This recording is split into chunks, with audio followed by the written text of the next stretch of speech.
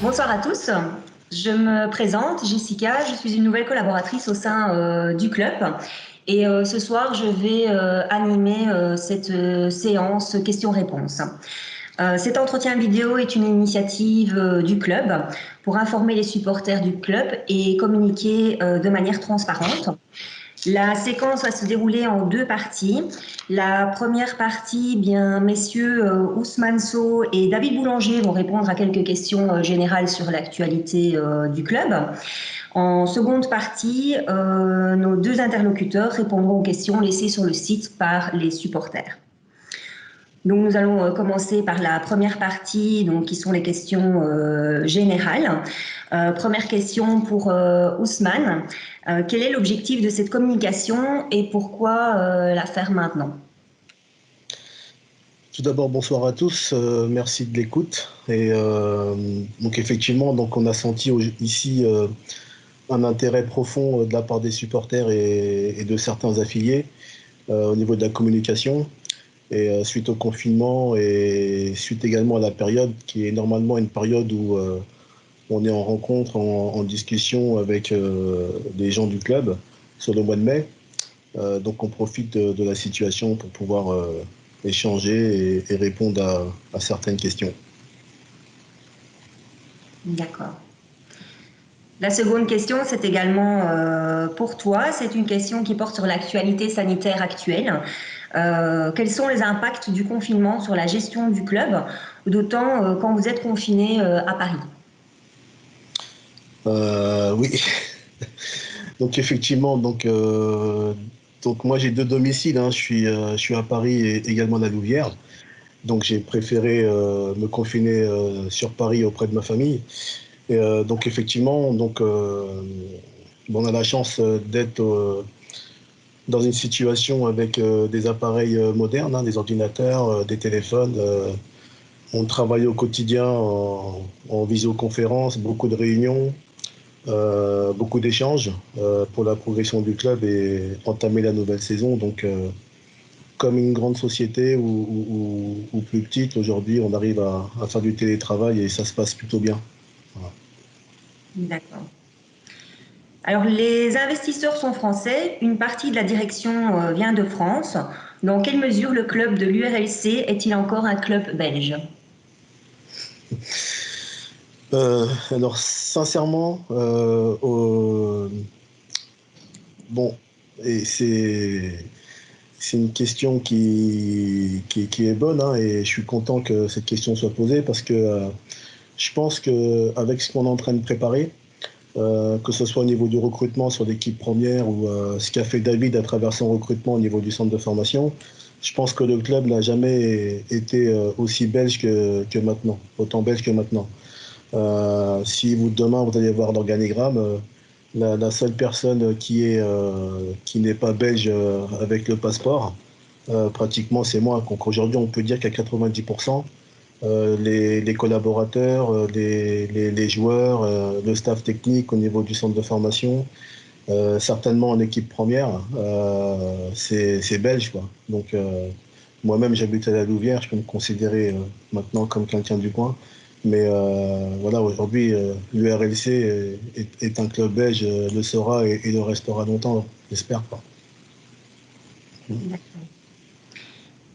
Alors, David, globalement, quel bilan pouvez-vous tirer de la saison qui s'est écoulée? Bon, tout d'abord, bonsoir à tous. Le bilan, pour moi, est assez positif dans chaque catégorie de jeunes, hein, avec deux catégories que je vais sortir, c'est-à-dire les U10 de Monsieur Deluca, qui était toujours engagé avant l'arrêt de la saison. Ils étaient toujours engagés en demi-finale de la Young Cup et en demi-finale de la Coupe de Belgique, ce qui était pas mal pour l'image de la Louvière. Et ensuite, l'équipe U16SP de Monsieur Le Riche, qui a terminé première de sa catégorie, ce qui nous permettra d'avoir des U17 provinciaux pour la saison 2020-2021. Donc voilà, donc ça c'est très positif. Maintenant, on est un peu déçus d'avoir dû annuler notre tournoi international, puisqu'on avait quand même en tête d'affiche le Paris Saint-Germain cette année. Et de grosses cylindrées également des Pays-Bas, de France, notamment Groningen, le RC Lens. Et on a dû annuler également notre tournoi du 1er, 2 et 3 mai, qui est toujours une grosse organisation sur les formes de formation et qui nous permet et de rencontrer les clubs voisins, les dirigeants des clubs voisins, mais aussi les parents du centre de formation, de discuter des choses et d'autres. Donc, le bilan, pour moi, est très satisfaisant au niveau de la saison, et notamment avec la nouvelle équipe dirigeante, où on a eu beaucoup d'échanges, et encore maintenant, comme Ousmane le disait tout à l'heure, par ces visioconférences. D'accord. Comment envisagez-vous la reprise des activités? Mais bon, là, on a donc donné un plan pour la reprise qui a été mis sur le site de la Louvière. Maintenant, on est toujours dans l'incertitude. Hier, j'ai lu sur le site de la rtbf.be qu'à partir du 18 mai, on pourrait s'entraîner en extérieur, donc avec 20 joueurs et un éducateur ou un formateur. Hein, donc, mais c'est encore un point d'interrogation à ce niveau-là. Maintenant, pour la reprise, si c'est le cas ou si on doit travailler comme dans l'enseignement avec des groupes petits, notre site de Dienne nous le permet, puisqu'on a les infrastructures avec 5 terrains pour le foot à 11, on a un terrain foot à 8 également, donc on pourra accueillir nos enfants ou nos joueurs sans problème. D'accord. Nous venons donc de passer dans toutes les questions qui concernaient un petit peu la présentation et la situation actuelle du club. Je vais maintenant en fait vous poser quelques questions et qui sont plutôt là les questions des supporters et qui fait partie donc de cette deuxième partie de cette conférence, quoi. Alors la première question, c'est une question certainement pour Ousmane. Au niveau de la politique de centre de formation des jeunes, sommes-nous sur des changements importants ou sur un projet de continuité? Et dans quelle mesure la performance et la compétition vont guider les choix internes? D'accord, donc au niveau du centre de formation, nous quand on est arrivé et après le départ de Monsieur Amico, on a nommé David Boulanger comme directeur sportif. Donc dans le mot directeur, il y a diriger. Donc il a pris le soin et il avait toute la jouissance d'organiser son équipe autour de lui en tant que coordinateur, formateur et autres. Il a une ligne à suivre, c'est le projet de formation avec un processus bien défini où il y aura différentes étapes de travail par rapport au foot à 5, le foot à 8 et le foot à 11. Le développement, il va être bien entendu plus dans un souci de progression et non de compétition. Alors ça ne veut pas dire qu'il ne faut pas être compétiteur, mais on va d'abord faire passer la progression plutôt que la compétition, parce que encore une fois, on peut arriver très jeune la première année, être un petit peu en difficulté parce qu'on a une mauvaise coordination, une mauvaise motricité, mais c'est avec le travail, c'est avec le temps, mais surtout la passion des éducateurs, qui soient plus dans une démarche de transmettre plutôt que vraiment d'être dans une compétition à outrance. Et là, on compte beaucoup sur David et on va être extrêmement vigilant pour que ça aille dans ce sens-là, quoi. Vraiment. D'accord. Au niveau du plan de formation, il faut savoir aussi qu'on va travailler cette année-ci sur un cycle de 6 semaines, donc où les formateurs vont travailler certains termes au niveau technique, tactique, mental, physique également.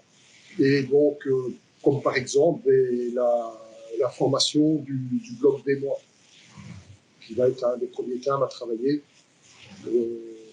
en début de saison. Voilà. Alors, question suivante d'un supporter. Il y a de fortes chances que l'équipe première évolue en D1 amateur.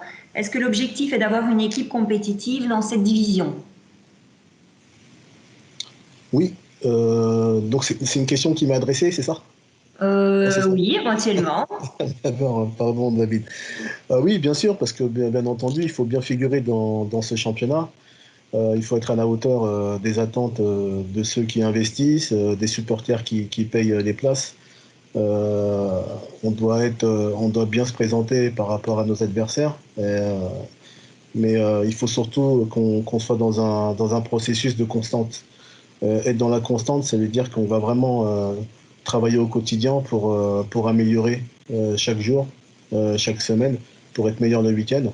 Et à travers ça, bien entendu, ce qui nous a un peu manqué la saison dernière, cette fameuse constance dans les dernières minutes, d'un point de vue athlétique. Là, on va essayer de mettre en œuvre ces aspects pour pouvoir bien figurer et être à la hauteur des attentes des supporters. D'accord. Question suivante, bien toujours pour toi. Pour l'équipe première, certains départs de joueurs cadres ainsi que celui du coach ont été médiatisés. Es-tu inquiet à ce sujet? Est-ce qu'on est inquiet par rapport à ça? Non, mais aucune inquiétude. Ben, forcément un peu déçu parce que bon, lorsqu'on est dans un club, on a envie qu'il y ait une progression d'ensemble, que les garçons puissent progresser saison après saison, et puis rajouter des petites touches pour améliorer l'effectif, l'équipe. Donc nous, on a souhaité les garder, hein, tous, hein, tous les départs. Donc malheureusement, ils sont partis. On leur souhaite vraiment bonne chance et réussite. Mais comme dans tous les clubs, hein, il y a des départs, il y a des arrivées. Aujourd'hui, je travaille vraiment en profondeur pour faire un remplacement et puis un recrutement important sur la Belgique. Et on va y arriver tranquillement, donc pas d'inquiétude. Au contraire, même, on a vraiment, j'ai été vraiment sollicité par des personnes importantes dans le réseau belge. J'ai été agréablement surpris de voir des joueurs et le professionnalisme de certains groupes d'agents ou d'intermédiaires qui m'ont proposé des joueurs super intéressants. Malheureusement, je peux pas prendre tout le monde, mais aujourd'hui, aucune inquiétude par rapport à ce qui va arriver dans l'effectif. Voilà. D'accord. Alors, David, au niveau du centre formation, comment va évoluer l'effectif des formateurs? Allons-nous avoir beaucoup de changements? Ben, écoute, comme Ousmane nous l'a dit pour l'équipe première, ben, ça va être la même chose pour les formateurs, c'est-à-dire il va y avoir également des va-et-vient, donc tout ça pour améliorer également le centre de formation. Donc on a 28 formateurs pour cette saison, hein, et donc sur les 28, ben, il y a 7 nouveaux formateurs qui vont arriver. Ces 7 nouveaux formateurs ben, sont tous brevetés. Donc ce sera donc pour un mieux pour l'école des jeunes et surtout pour continuer à garder ce label excellence 3 étoiles.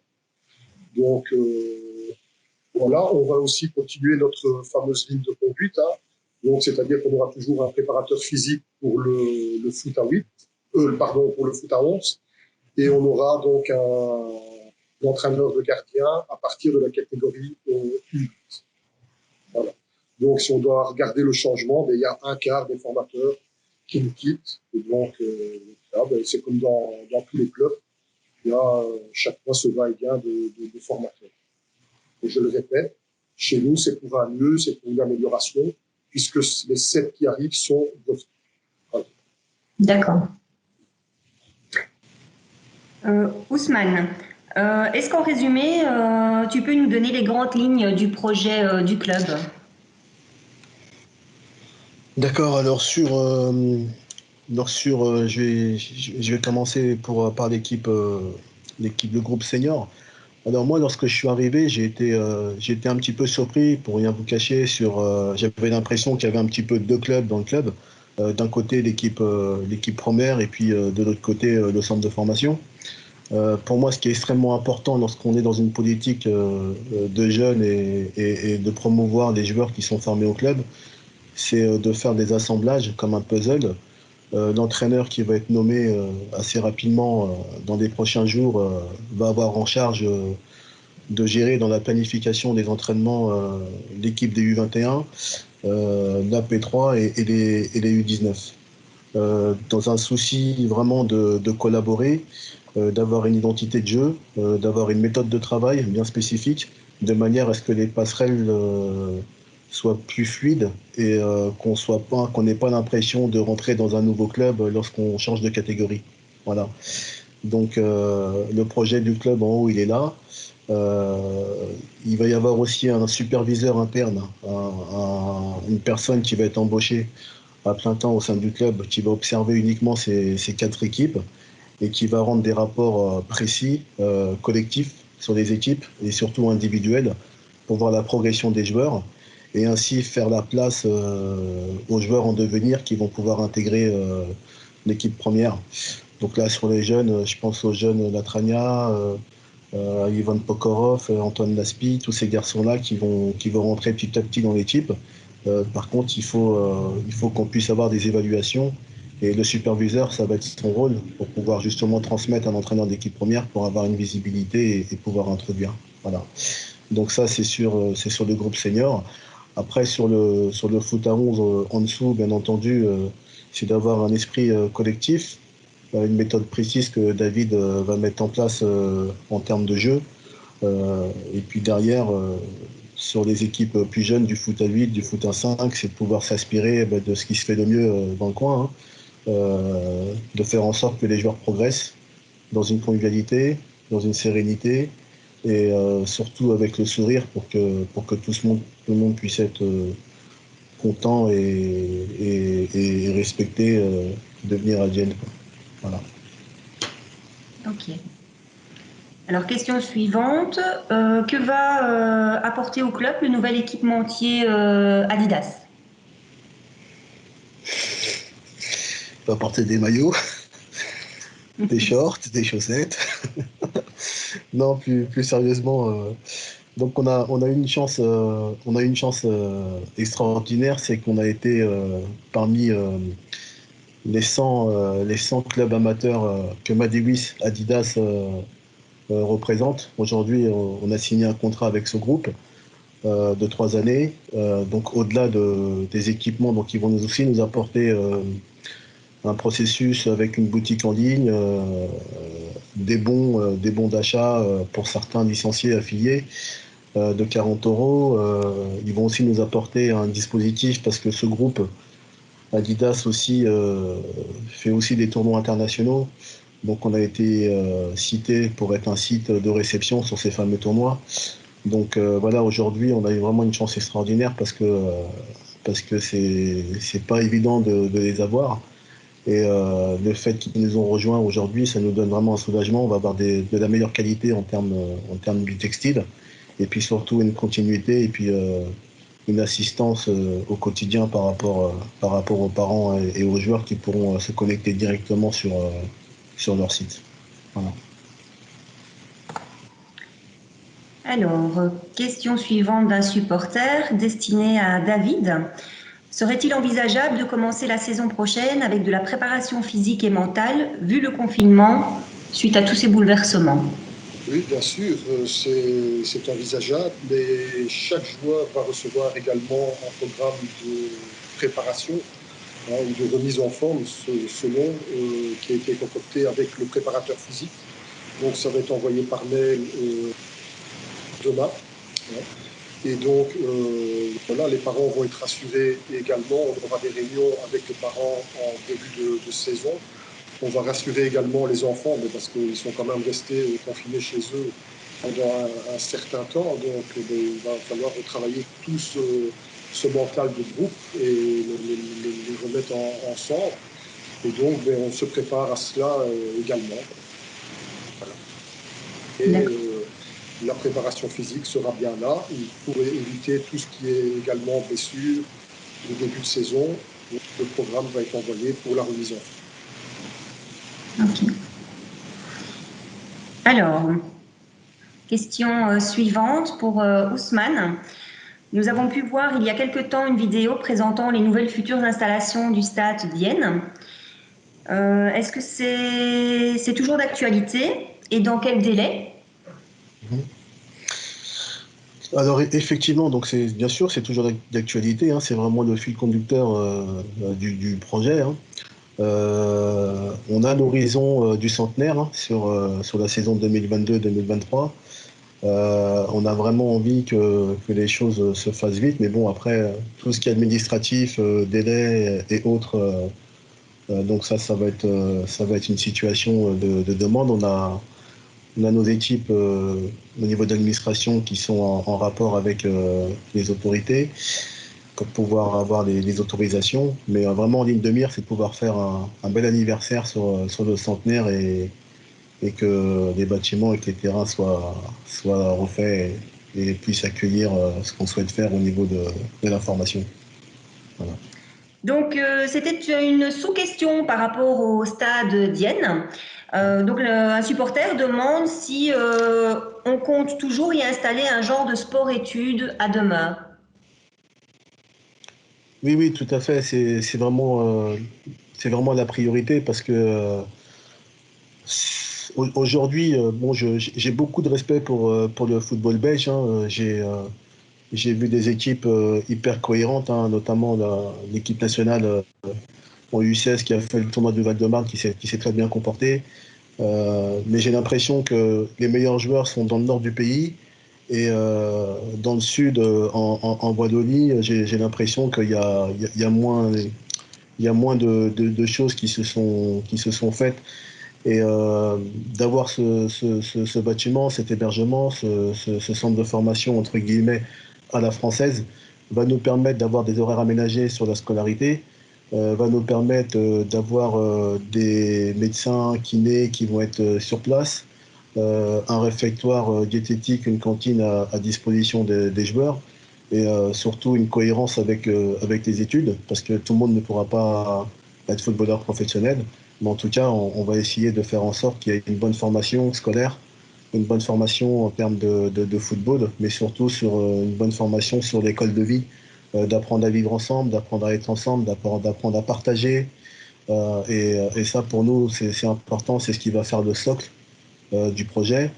Et vraiment, l'idée, hein, c'est qu'on puisse vraiment faire en sorte de bien former dès l'âge de 6 ans, 7 ans, 8 ans, 9 ans, et pour que les jeunes qui vont arriver à 14, 15 ans puissent intégrer la structure.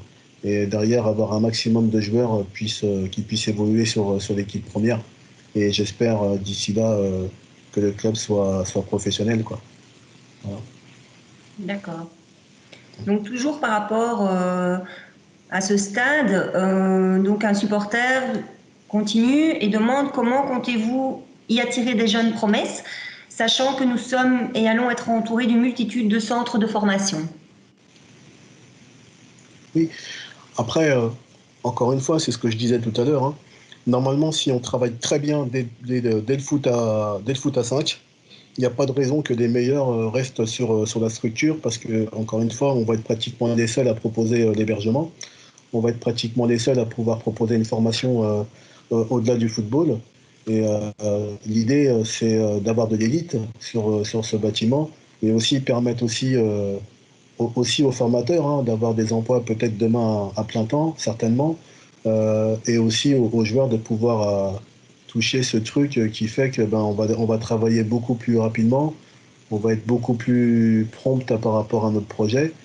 Et ce centre de formation, entre guillemets, à la française, est un outil qui va être exceptionnel, donc on compte bien y faire. Et puis derrière, le premier recrutement, il se fera en interne, il ne se fera pas en externe. Voilà, quoi. Ce sera ceux qui sont d'abord à la lumière qui auront la priorité d'intégrer cette structure, quoi. Ça, c'est sûr, c'est certain. Voilà. D'accord. Et une dernière question pour David. Comment nous, les parents, pouvons-nous vous aider pour mener à bien le projet de l'URLC? Qu'il soit partie prenante de notre projet, hein, c'est-à-dire la progression avant la compétition. Donc, comme ça, ben, ça nous évitera d'avoir un pugilat entre parents, mais aussi qu'il véhicule la bonne image de la Louvière et sur notre centre de formation, mais aussi à l'extérieur, quand ils se rendent à l'extérieur, et qu'on puisse avoir un retour de parents chez nous qui sont fair-play, qui vont vers l'autre supporter, plutôt que de parents qui critiquent, qui insultent les supporters adverses, quoi. Aussi, on va créer un comité de parents. Et donc, dans ce comité de parents, ils pourront l'intégrer pour nous aider dans les différents événements sur le site de Dienne, c'est-à-dire les journées sportives, les journées fair-play, les tournois, peut-être aussi les soupers, etc. Voilà, donc les parents ont un grand rôle à jouer dans notre projet. Et plutôt que de le critiquer, mais je pense qu'un dialogue est toujours le bienvenu plutôt que la critique. Oui, bien sûr. Ok. Si je peux rajouter une chose par rapport à ça, donc c'est vrai que lorsque moi je suis arrivé, on est arrivé pratiquement en même temps que David et que le club faisait un tournoi. J'ai vu des parents vraiment extraordinaires, dévoués, aussi bien femmes que hommes. Et vraiment, je tiens encore à les remercier, mais c'est dans ce sens-là, quoi. Euh, les parents sont partie prenante du projet. Il faut absolument qu'ils puissent s'investir, être dans le dialogue, en tête à tête, et éviter les réseaux, comme disait David. Parce que c'est en discutant en tête à tête qu'on arrive à améliorer, c'est en discutant, en échangeant qu'on arrive à aller en profondeur des choses pour le bien du club. Et demain, bien entendu, le comité de parents va servir à ça, à améliorer les situations et surtout soit source d'idées par rapport au site, par rapport à tout ce qui est proximité pour améliorer les déplacements, les réceptions. Et comme dit David, aujourd'hui, on a besoin des parents. On a besoin des parents qui soient dans le projet et pas à côté du projet. Et ça, c'est très important. Ouais. D'accord. Eh bien, nous voilà à la fin de cette séance vidéo. Je vous remercie d'y avoir participé, d'avoir pris la peine donc, de répondre à toutes ces questions. Merci beaucoup. Merci à toi. Ciao, Allez, à bonne bientôt. soirée à Au tous. revoir.